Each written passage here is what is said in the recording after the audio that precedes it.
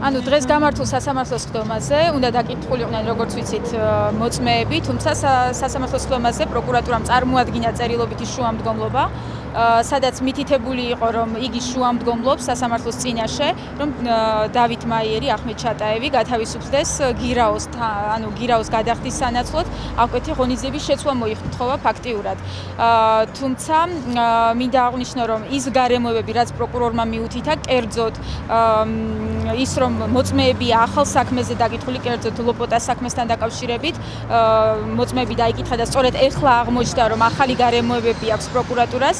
ეს არის სიცრუე, იქიდან გამომდინარე, რომ ეს მოწმეები, კერძოდ თვითონ ახმედ ჩატაევი და ის მესაზღვრეები უკვე კარგახანია დაკითხულები არიან და ბოლო ორი სასამართლოს ხდომის განმავლობაში ეს ინფორმაცია ცნობილი იყო პროკურატურისთვის, თუმცა რატომღაც თავს იკავებდა, აჭიანურებდა საქმეს და მხოლოდ დღეს მოითხოვა დააყენა შუამდგომლობა და მოითხოვა მისი აღკვეთი ღონისძიების შეცვლა და შესაბამისად სასამართლომაც დააკმაყოფილა ეს შუამდგომლობა. ის მოწმეები, რომელიც მათ მეორე საქმეზე ყავთ დაკითხული, ჩემი ინფორმაციით მიცემული აქვთ ჩვენება და უარყოფენ ახმედ ჩატაევის დანაშაულობრიობას, ანუ იმას, რომ ახმედ ჩატაევს იარაღი ჰქონდა თან და ასევე ამბობენ, რომ მათ იძულებით მიაცემინეს ჩვენება და სწორედ აი ამ მუხლებით არის საქმე გამოძიებაში.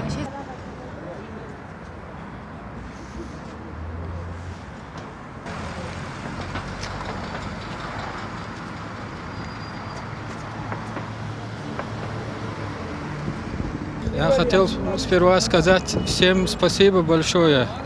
Я знаю, что журналисты тоже очень много сделали для этого. Всем большое спасибо сказать. Я себя очень хорошо сейчас чувствую. Дело продолжается, но я знаю, что это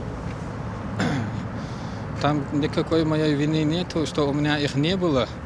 Просто меня выпустили под залог из-за того, что есть еще одно дело, которое связано со мной. Пока это не решится, они под залог выпустили меня.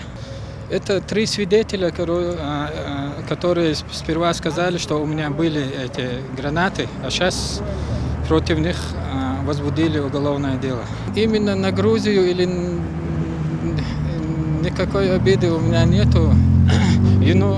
Непосредственно кто это сделал, наверное, плохо сделал, но никакой обиды у меня нету. То, что было суждено, то случилось. Я доволен Аллахом.